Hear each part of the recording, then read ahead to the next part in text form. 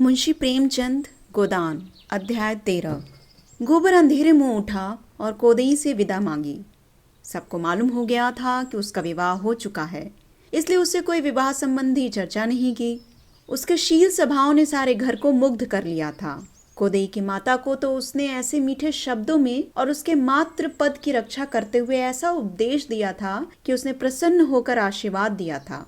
तुम बड़ी हो माता जी, पूज्य हो। पुत्र माता के ऋण से 100 जन्म लेकर भी उरीन नहीं हो सकता, लाख जन्म लेकर भी उरीन नहीं हो सकता और करोड़ जन्म लेकर भी नहीं उरीन हो सकता। बुढ़िया इस संख्यातीत श्रद्धा पर गदगद हो गई। इसके बाद गोबर ने जो कुछ कहा उसमें बुढ़िया को अपना मंगल ही दिखाई दिया। वैद्य एक बार रोगी को चंगा कर दे, फिर रोगी उसके हाथों विष भी खुशी से पी लेगा। अब जैसे आज ही बहू घर से रूठ कर चली गई तो किसकी हेटी हुई? बहू को कौन जानता है? किसकी लड़की है, किसकी नातिन है, कौन जानता है? संभव है उसका बाप घसियारा ही रहा हो। बुढ़िया ने निश्चयात्मक भाव से कहा, घसियारा तो ही है बेटा, पक्का घसियारा। सवेरे उसका मुंह देख लो तो दिन भर पानी ना मिले। गोबर बोला, तो ऐसे आदमी की क्या हंसी हो सकती है? हंसी हुई तुम्हारी और तुम्हारे आदमी की, जिसने पूछा, यही पूछा कि किसकी बहू है। फिर वह अभी लड़की है, अबोध है, अल्लड़ है, नीच माता पिता की लड़की है, अच्छी कहाँ से बन जाए? तुमको तो बूढ़े तोते को राम नाम पढ़ाना पड़ेगा। मारने से तो पढ़ेगा नहीं, उसे तो सहज स्नेह ही से पढ़ाया जा सकता है। ताड़ना भी दो, लेकिन उसके मुंह मत लगो। उसका तो कुछ नहीं बिगड़ता, तुम्हारा अपमान होता है। जब गोबर चलने लगा तो बुढ़िया ने खांड और सत्तू मिलाकर उसे खाने को दिया। गांव के और कई आदमी मजदूरी की टोह में शहर जा रहे थे। बातचीत में रास्ता कट गया और 9 बजते बजते सब लोग अमीनाबाद के बाजार में जा पहुंचे। गोबर हैरान था, इतने आदमी नगर में कहां से आ गए? आदमी पर आदमी गिरा पड़ता था। उस दिन बाजार में 400-500 मजदूरों से कम न थे। राज और बड़ी और लोहार और बेलदार, खाट बुनने वाले और टोकरी ढोने वाले और संगत राश सभी जमा थे। गोबर यह जमघट देखकर निराश हो गया। इतनी सारे मजदूरों को कहाँ काम मिला जाता है और उसके हाथ में तो कोई औजार भी नहीं है। कोई क्या जानेगा कि वह क्या काम कर सकता है? कोई उसे क्यों रखने लगा? बिना औजार के उसे कौन पूछेगा? धीरे धीरे एक एक करके मजदूरों को काम मिलता जा रहा था। कुछ लोग निराश होकर घर लौटे जा रहे थे। अधिकतर वह बूढ़े और निकम्मे बच रहे थे, जिनका कोई पूछतर न था, और उन्हीं में गोबर भी था। लेकिन अभी आज उसके पास खाने को है, कोई गम नहीं। सहसा मिर्जा खुर्शेद ने मजदूरों के बीच में आकर ऊंची आवाज से कहा, जिसको 6 आने रोज पर काम करना हो वो मेरे साथ आए। सबको 6 आने मिलेंगे, 5 बजे छुट्टी मिलेगी। 10-5 राजों और बड़ियों को छोड़कर सब के सब उनके साथ चलने को तैयार हो गए। 400 फटेहालों की एक विशाल सेना सज गई। आगे मिर्जा थे, कंधे पर मोटा सोटा रखे हुए। पीछे भूखमरों की लंबी कतार थी, जैसे भेड़े हों। एक बूढ़े ने मिर्जा से पूछा, कौन काम करना है मालिक? मिर्जा साहब ने जो काम बतलाया उस पर और सब चकित हो गए। केवल एक कबड्डी खेलना है। यह कैसा आदमी है जो कबड्डी खेलने के लिए 6 आने रोज दे रहा है? सनकी तो नहीं है कोई?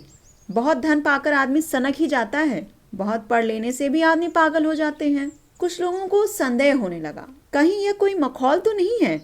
यहाँ से घर पर ले जाकर कह दे कोई काम नहीं है, तो कौन इसका क्या कर लेगा?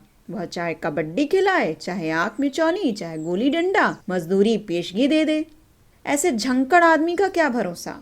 गोबर ने डरते डरते कहा, मालिक हमारे पास कुछ खाने को नहीं है, पैसे मिल जाएं तो कुछ लेकर खा लूं। मिर्जा ने झटपट 6 आने पैसे उसके हाथ में रख दिए और ललकार कर बोले, मजदूरी सबको चलते चलते पेशगी दे दी जाएगी, इसकी चिंता मत करो। मिर्जा साहब ने शहर के बाहर थोड़ी सी जमीन ले रखी थी। मजदूरों ने जाकर देखा तो एक बड़ा अहाता घिरा हुआ था और उसके अंदर केवल एक छोटी सी फूस की झोपड़ी थी, जिसमें 3-4 कुर्सियां थीं और एक मेज। थोड़ी सी किताबें मेज पर रखी हुई थी।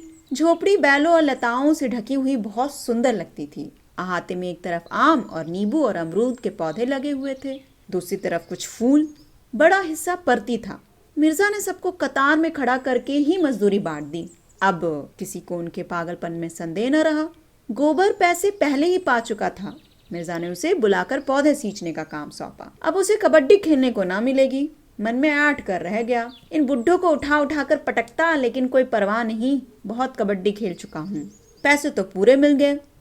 आज युगों के बाद इन जरा ग्रस्तों को कबड्डी खेलने का सौभाग्य मिला। अधिकतर तो ऐसे थे जिन्हें याद भी न था कि कभी कबड्डी खेली है या नहीं। दिन भर शहर में पीसते थे, पहर रात गए घर पहुंचते थे और जो कुछ रूखा सूखा मिल जाता था खाकर पड़े रहते थे। प्रातः काल फिर वही चरखा शुरू हो जाता था। जीवन निरस निरानंद केवल एक ढर्रा मात्र हो गया था। आज जो यह अवसर मिला तो बूढ़े भी जवान हो गए। अधमूरे बुढ़े ठठरियां लिए, मुंह में दांत न पेट में आंत, जांग के ऊपर धोतियां या तहमत चढ़ाए ताल ठोक ठोक कर उछल रहे थे, मानो उन बुढ़ी हड्डियों में जवानी धस पड़ी हो। चटपट पाली बन गई, दो नायक बन गए। गोइयों का चुनाव होने लगा और 12 बजते बजते खेल शुरू हो गया। जाड़ों की ठंडी धूप ऐसी कीड़ाओं के लिए आदर्श ऋतु है। इधर अहाते के फाटक पर मिर्जा साहब तमाशियों को टिकट बांट रहे थे। उन पर इस तरह की कोई न कोई सनक हमेशा सवार रहती थी। अमीरों से पैसा लेकर गरीबों को बांट देना, इस बूढ़ी कबड्डी का विज्ञापन कई दिन से हो रहा था। बड़े बड़े पोस्टर चिपकाए गए थे, नोटिस बांटे गए थे। यह खेल अपने ढंग का निराला होगा, बिल्कुल अभूतपूर्व। भारत के बुढ़े आज भी कैसे पोड़े हैं। जिन्हें यह देखना हो आए और अपनी आंखें तृप्त कर लें। जिसने यह तमाशा ना देखा वह पछताएगा। ऐसा शुभ अवसर फिर न मिलेगा। टिकट 10 रुपए से लेकर 2 आने तक के थे। 3 बजते बजते सारा अहाता भर गया। मोटरों और फिटनों का तांता लगा हुआ था। 2000 से कम की भीड़ न थी। रईसों के लिए कुर्सियों और बेंचों का इंतजाम था, साधारण जनता के लिए साफ सुथरी जमीन। मिस मालती, मेहता, खन्ना, तंखा और राय साहब सभी विराजमान थे। खेल शुरू हुआ तो मिर्जा ने मेहता से कहा, आइए डॉक्टर साहब, एक गोई हमारी और आपकी भी हो जाए। मिस मालती बोली, फिलोसोफर का जोड़ फिलोसोफर ही से हो सकता है। मिर्जा ने मूंछों पर ताव देकर कहा, तो क्या आप समझती हैं मैं फिलोसोफर नहीं हूँ? मेरे पास पुछल्ला नहीं है, लेकिन हूँ मैं फिलोसोफर।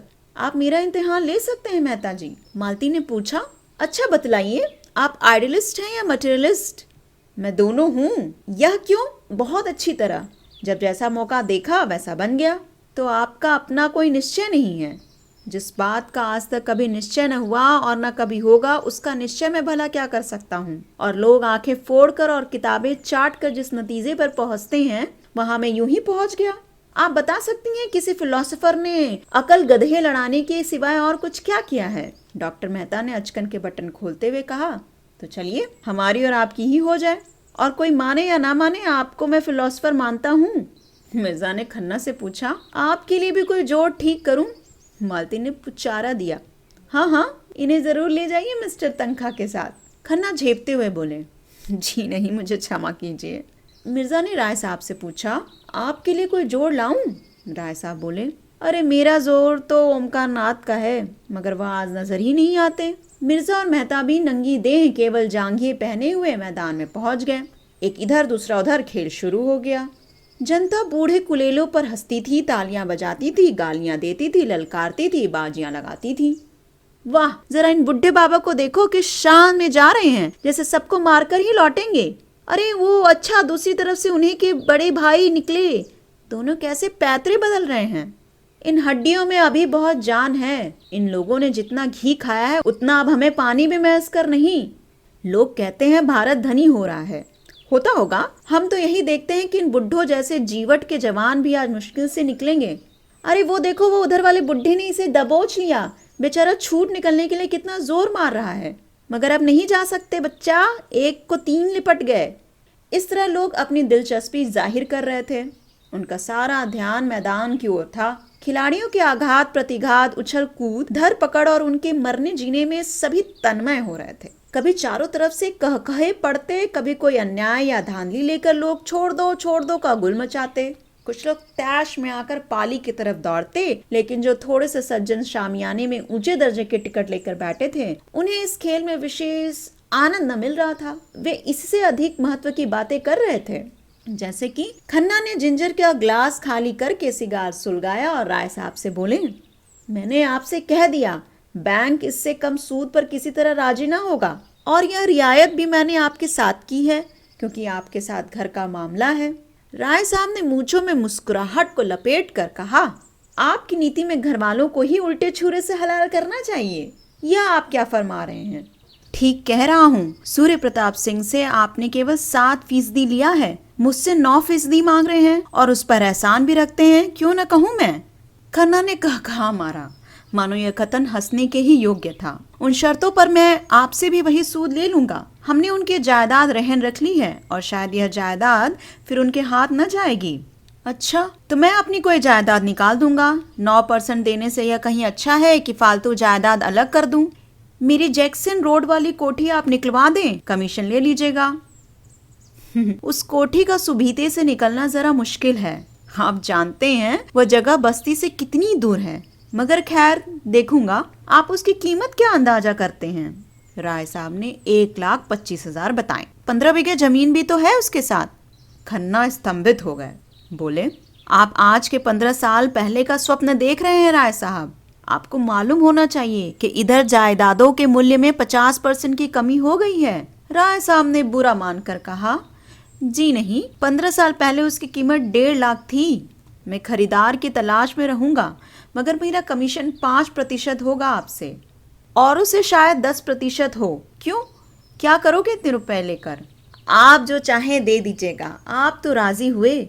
शुगर के हिस्से अभी तक आपने ना खरीदे, अब बहुत थोड़े से हिस्से बच रहे हैं, हाथ मलते रह जाएंगे। इंश्योरेंस की पॉलिसी भी आपने ना ली। आप में टाल मटोल की बुरी आदत है। जब अपने लाभ की बातों का इतना टाल मटोल है, तब दूसरों को आप लोगों से क्या लाभ हो सकता है? इसी से कहते हैं रियासत आदमी की अक्ल चढ़ जाती है। मेरा बस चले तो मैं तालुकेदारी की रियासतें जब्त कर लूं। मिस्टर तनखा पालकी पर जाल फेंक रहे थे। मालती ने साफ कह दिया था कि वह इलेक्शन के झमेले में नहीं पड़ना चाहती, पर तनखा इतनी आसानी से हार मानने वाले व्यक्ति न थे। आकर कुहनियों के बल मेज पर टिककर बोले, आप जरा उस मामले पर फिर विचार करें। मैं कहता हूँ ऐसा मौका शायद आपको फिर न मिले। रानी साहब, चंदा को आपको मुकाबले में रुपए में 1 आना भी चांस नहीं है। मेरी इच्छा केवल यह है कि काउंसिल में ऐसे लोग जाएं जिन्होंने जीवन में कुछ अनुभव प्राप्त किया है और जनता की कुछ सेवा की है। जिस महिला ने भोग विलास के सिवा कुछ जाना ही नहीं, जिसने जनता को हमेशा अपनी कार का पेट्रोल समझा, जिसकी सबसे मूल्यवान सेवा वे पार्टियां हैं जो वह गवर्नरों और सेक्रेटरियों को दिया करती है, उनके लिए इस काउंसिल में स्थान नहीं है। नई काउंसिल में बहुत कुछ अधिकार प्रतिनिधियों के हाथ में होगा और मैं नहीं चाहता कि वह अधिकार अनधिकारियों के हाथ में जाए। मालती ने पीछा छुड़ाने के लिए कहा, लेकिन साहब, मेरे पास 10-20 हजार इलेक्शन पर खर्च करने के लिए कहाँ है? रानी साहब तो 2-4 लाख खर्च कर सकती हैं। मुझे भी साल में 1,500 रुपए उनसे मिल जाते हैं। यह रकम भी हाथ से निकल जाएगी। पहले आप यह बता दें कि आप जाना चाहती हैं या नहीं।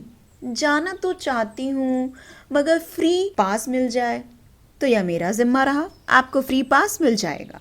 जी नहीं, क्षमा कीजिए, मैं हार की जिल्लत नहीं उठाना चाहती।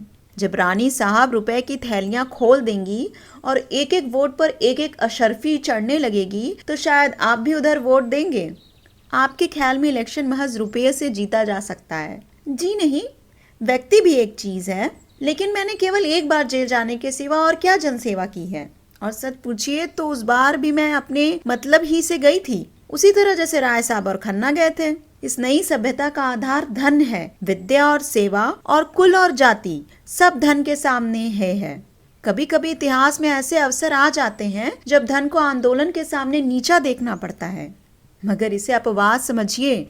मैं अपनी ही बात कहती हूँ। कोई गरीब औरत दवा खाने में आ जाती है तो घंटों उससे बोलती तक नहीं, पर कोई महिला कार पर आ गई तो द्वार तक जाकर उसका स्वागत करती हूँ और उसकी ऐसी उपासना करती हूँ मानो साक्षात देवी है। मेरी और रानी साहब का कोई मुकाबला नहीं। जिस तरह के काउंसिल बन रहे हैं, उनके लिए रानी साहब ही ज्यादा उपयुक्त हैं। उधर मैदान में मेहता की टीम कमजोर पड़ती जाती थी। आधे से ज्यादा खिलाड़ी मर चुके थे। मेहता ने अपने जीवन में कभी कबड्डी न खेली थी। मिर्जा इस फन के उस्ताद थे। मेहता की तातीलें अभिनय के अभ्यास में कटती थीं। रूप भरने में वह अच्छे अच्छे को चकित कर देते थे और मिर्जा के लिए सारी दिलचस्पी अखाड़े में थी, पहलवानों की भी और परियों के भी। मालती का ध्यान उधर भी लगा हुआ था। उठकर राय साहब से बोली, मेहता की पार्टी तो बुरी तरह पीट रही है। राय साहब और खन्ना में इंश्योरेंस की बातें हो रही थी। राय साहब उस प्रसंग से उबे हुए मालूम होते थे। मालती ने मानो उन्हें बंधन से मुक्त कर दिया। उठकर बोले, जी हाँ, पिट तो रही है। मिर्जा पक्का खिलाड़ी है। मेहता को यह क्या सनक सूझी? व्यर्थ अपनी भद करा रहे हैं। इसमें काहे की भद? दिल लगी ही तो है। मेहता की तरफ से जो बाहर निकलता है वही मर जाता है। एक क्षण के बाद उसने पूछा, क्या इस खेल में हाफ टाइम नहीं होता? खन्ना को शरारत सूझी। बोले, आप चले थे मिर्जा से मुकाबला करने, समझते थे यह भी फिलॉसफी है। मैं पूछती हूँ, इस खेल में हाफ टाइम नहीं होता? खन्ना ने फिर चिढ़ाया, अब खेल ही खत्म हुआ जाता है। मजा आएगा तब जब मिर्जा मेहता को दबोच कर रगड़ेंगे और मेहता साहब ची बोलेंगे। मैं तुमसे नहीं पूछती, राय साहब से पूछती हूँ। राय साहब बोले, इस खेल में हाफ टाइम एक ही आदमी तो सामने आता है। अच्छा, मेहता का एक आदमी और मर गया। खन्ना बोले, आप देखते रहिए, इसी तरह सब मर जाएंगे और आखिर में मेहता साहब भी मरेंगे। मालती जल गई। आपकी हिम्मत ना पड़ी बाहर निकलने की? मैं गवारों के खेल नहीं खेलता, मेरे लिए टेनिस है। टेनिस में भी मैं तुम्हें सैकड़ों गेम दे चुकी हूँ। आपसे जीतने का दावा ही कब है? अगर दावा हो तो मैं तैयार हूँ। मालती उन्हें फटकार बताकर फिर अपनी जगह पर आ बैठी। किसी को मेहता से हमदर्दी नहीं है। कोई यह नहीं कहता कि अब खेल खत्म कर दिया जाए। मेहता भी अजीब बुद्धू आदमी है, कुछ धांधली क्यों नहीं कर बैठते? यहाँ अपनी न्यायप्रियता दिखा रहे हैं। अभी हार कर लौटेंगे तो चारों तरफ से तालियां पड़ेगी। अब शायद 20 आदमी उनकी तरफ और होंगे और लोग कितने खुश हो रहे हैं। ज्यों ज्यों अंत समीप आता जाता था, लोग अधीर होते जाते थे और पाली की तरफ बढ़ते जाते थे। रस्सी का जो एक कटघरा सा बनाया गया था वह तोड़ दिया गया। स्वयं सेवक रोकने की चेष्टा कर रहे थे। उस पर उत्सुकता की उमाद में उनकी एक न चलती थी। यहाँ तक कि ज्वार अंतिम बिंदु तक आ पहुंचा और मेहता अकेले बच गए और अब उन्हें गूंगे का पाठ खेलना पड़ेगा। अब सारा दारमदार उन्हीं पर है। अगर वह बचकर अपनी पाली में लौट आते हैं तो उनका पक्ष बचता है, नहीं हार का सारा अपमान और लज्जा लिए हुए उन्हें लौटना पड़ता है। वह दूसरे पक्ष के जितने आदमियों को छूकर अपनी पाली में आएंगे वह सब मर जाएंगे और उतनी ही आदमी उनकी तरफ जी उठेंगे। सबकी आंखें मेहता की ओर लगी हुई थी। वह मेहता चले, जनता ने चारों ओर से आकर पाली को घेर लिया। तन्मयता अपनी पराकाष्ठा पर थी। मेहता कितने शांत भाव से शत्रुओं की ओर जा रहे थे। उनकी प्रत्येक गति जनता पर प्रतिबिंबित होती जाती थी। किसी की गर्दन टेढ़ी हुई जाती है, कोई आगे को झुक पड़ता है। वातावरण गर्म हो गया। पारा ज्वाला बिंदु पर आ पहुंचा है। मेहता शत्रु दल में घुसे। दल पीछे हटता जाता है। उनका संगठन इतना दृढ़ है कि मेहता की पकड़ या स्पर्श में कोई नहीं आ रहा है। बहुतों को जो आशा थी कि मेहता कम से कम अपने पक्ष के 10-5 आदमियों को तो जिला ही लेंगे, वे निराश होते जा रहे हैं। सहसा मिर्जा एक छलांग मारते हैं और मेहता की कमर पकड़ लेते हैं। मेहता अपने को छुड़ाने के लिए जोर मार रहे हैं। मिर्जा को पाली की तरफ खींचे लिए आ रहे हैं। लोग उन्मत्त हो जाते हैं। अब इसका पता चलना मुश्किल है कि कौन खिलाड़ी है, कौन तमाशाई। सब एक गड़बड़ हो गए हैं। मिर्जा और मेहता में मलयुद्ध हो रहा है। मिर्जा के कई बुढ़े मेहता की तरफ लपके और उनसे लिपट गए। मेहता जमीन पर चुपचाप पड़े हुए हैं। अगर वह किसी तरह खींच खाच कर 2 हाथ और ले जाएं तो उनके 50 आदमी जी उठते हैं, मगर वह 1 इंच भी नहीं खिसक सकते। मिर्जा उनकी गर्दन पर बैठे हुए हैं।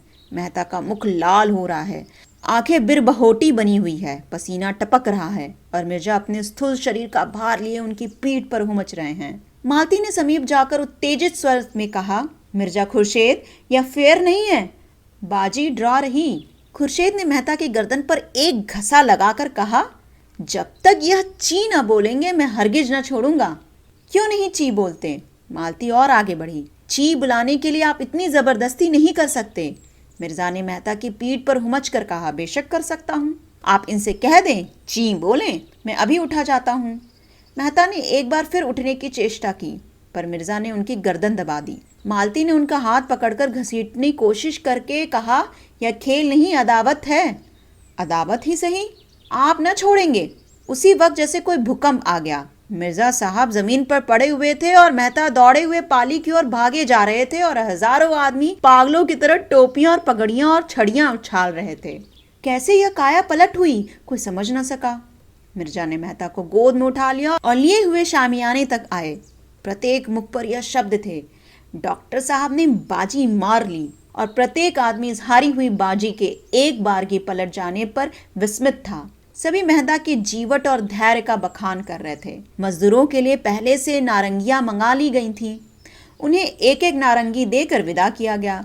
शामियाने में मेहमानों के चाय पानी का आयोजन था। मेहता और मिर्जा एक ही मेज पर आमने सामने बैठे। मालती मेहता के बगल में बैठी। मेहता ने कहा, मुझे आज एक नया अनुभव हुआ। महिला की सहानुभूति हार को जीत बना सकती है। मिर्जा ने मालती की ओर देखा। अच्छा, यह बात थी। जब ही तो मुझे हैरत हो रही थी कि आप एकाएक कैसे ऊपर आ गए। मालती शर्म से लाल हुई जाती थी। बोली, आप बड़े बेमुरावत आदमी हैं मिर्जा जी। मुझे आज मालूम हुआ। कसूर इनका था या क्यों ची नहीं बोलते थे? मैं तो ची ना बोलता, चाहे आप मेरी जान ही ले लेते। कुछ देर मित्रों में गपशप होती रही। फिर धन्यवाद के और मुबारकबाद के भाषण हुए और मेहमान लोग विदा हुए। मालती को भी एक विजिट करनी थी, वो भी चली गई। केवल मेहता और मिर्जा रह गए। उन्हें अभी स्नान करना था। मिट्टी में सने हुए थे, कपड़े कैसे पहनते। गोबर पानी खींच लाया और दोनों दोस्त नहाने लगे। मिर्जा ने पूछा, शादी कब तक होगी? मेहता ने अचंभे में आकर पूछा, किसकी? आपकी? मेरी शादी किसके साथ हो रही है? वाह, आप तो ऐसा उड़ रहे हैं गोया यह भी छिपा की बात है। नहीं नहीं, मैं सच कहता हूँ, मुझे बिल्कुल खबर नहीं है। क्या मेरी शादी होने जा रही है? और आप क्या समझते हैं, मिस मालती आपकी कंपेनियन बनकर रहेंगी? मेहता गंभीर भाव से बोले, आपका ख्याल बिल्कुल गलत है मिर्जा जी। मिस मालती हसीन हैं, खुश मिजाज हैं, समझदार हैं, रोशन ख्याल हैं, और भी उनमें कितनी खूबियां हैं। लेकिन मैं अपनी जीवन संगनी में जो बात देखना चाहता हूँ वह उनमें नहीं है, और न शायद हो सकती है। मेरे जहन में औरत वफा और त्याग की मूर्ति है, जो अपनी बेजबानी से, अपनी कुर्बानी से अपने को बिल्कुल मिटाकर पति की आत्मा का एक अंश बन जाती है। देह पुरुष की रहती है पर आत्मा स्त्री की होती है। आप कहेंगे, मर्द अपने को क्यों नहीं मिटाता, औरत ही से क्यों इसकी आशा करता है? मर्द में वह सामर्थ्य ही नहीं है। वह अपने को मिटाएगा तो शून्य हो जाएगा। वह किसी खो में जा बैठेगा और सर्वात्मा में मिल जाने का स्वप्न देखेगा। वह तेज प्रधान जीव है और अहंकार में यह समझकर कि वह ज्ञान का पुतला है, सीधा ईश्वर भी लीन होने की कल्पना किया करता है। स्त्री पृथ्वी की भांति धैर्यवान है, शांति संपन्न है, सहिष्णु है। पुरुष में नारी के गुण आ जाते हैं तो वह महात्मा बन जाता है। नारी में पुरुष के गुण आ जाते हैं तो वह उल्टा हो जाती है। पुरुष आकर्षित होता है स्त्री की ओर जो संवास में स्त्री हो। मालती ने अभी तक मुझे आकर्षित नहीं किया। मैं आपसे किन शब्दों में कहूँ कि स्त्री मेरी नजरों में क्या है? संसार में जो कुछ सुंदर है उसी की प्रतिमा को मैं स्त्री कहता हूँ। मैं उससे यह आशा रखता हूँ कि मैं उसे मार ही डालूं तो भी प्रतिहिंसा का भाव उसमें न आए। अगर मैं उसकी आंखों के सामने किसी स्त्री को प्यार करूं तो भी उसकी ईर्ष्या न जागे। ऐसी नारी पाकर मैं उसके चरणों में गिर पड़ूंगा और उस पर अपने को अर्पण कर दूंगा। मिर्जा ने सिर हिलाकर कहा, ऐसी औरत आपको इस दुनिया में तो शायद ही मिले। मेहता ने हाथ मारकर कहा, एक नहीं हजारों, वरना दुनिया वीरान हो जाती। ऐसी ही एक मिसाल दीजिए, मिसेस खन्ना को ही ले लीजिए। लेकिन खन्ना अभागे हैं जो हीरा पाकर कांच का टुकड़ा समझ रहे हैं। सोचे कितना त्याग है और उसके साथ ही कितना प्रेम है। खन्ना के रूपासक्त मन में शायद उसके लिए रत्ती भर भी स्थान नहीं है, लेकिन आज खन्ना पर कोई आफत आ जाए तो वह अपने को उन पर निछावर कर देगी। खन्ना आज अंधे या कोड़ी हो जाएं तो भी उसकी वफादारी में फर्क न आएगा। अभी खन्ना उसकी कद्र नहीं कर सकते हैं, मगर आप देखेंगे एक दिन यही खन्ना उसके चरण धो धो कर पिएंगे। मैं ऐसी बीबी नहीं चाहता जिससे मैं आइंस्टीन के सिद्धांत पर बहस कर सकूं या जो मेरी रचनाओं के प्रूफ देखा करे। मैं ऐसी औरत चाहता हूं जो मेरे जीवन को पवित्र और उज्जवल बना दे अपने प्रेम और त्याग से। खुर्शीद ने दाढ़ी पर हाथ फेरते हुए जैसे कोई भूली हुई बात याद करके कहा, आपका ख्याल बहुत ठीक है मिस्टर मेहता। ऐसी औरत अगर कहीं मिल जाए तो मैं भी शादी कर लूं, लेकिन मुझे उम्मीद नहीं है कि मिलेगी। मेहता ने हंसकर कहा, आप भी तलाश में रहिए, मैं भी तलाश में हूँ, शायद कभी तकदीर जागे।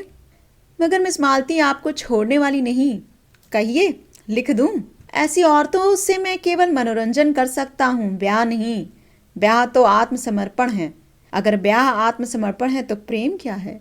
प्रेम जब आत्मसमर्पण का रूप लेता है तभी ब्याह है, उसके पहले अय्याशी है। मेहता ने कपड़े पहने और विदा हो गए। शाम हो गई थी। मिर्जा ने जाकर देखा तो गोबर अभी तक पेड़ों को सींच रहा था। मिर्जा ने प्रसन्न होकर कहा, जाओ अब तुम्हारी छुट्टी है, कल फिर आओगे? गोबर ने कातर भाव से कहा, मैं कहीं नौकरी चाहता हूँ मालिक। नौकरी करना है तो हम तुझे रख लेंगे। कितना मिलेगा हुजूर? जितना तू मांगे। मैं क्या मांगू? आप जो चाहें दे दे। हम तुम्हें 15 रुपए देंगे और खूब कसकर काम लेंगे। गोबर मेहनत से नहीं डरता, उसे रुपए मिले तो वह आठों पहर काम करने को तैयार है। ₹15 मिले तो क्या पूछना, वह तो प्राण भी दे देगा। बोला, मेरे लिए कोठरी मिल जाए, वही पड़ा रहूंगा। हाँ हाँ, जगह का इंतजाम मैं कर दूंगा, इसी झोपड़ी में एक किनारे तुम भी रह लेना। गोबर को जैसे स्वर्ग मिल गया।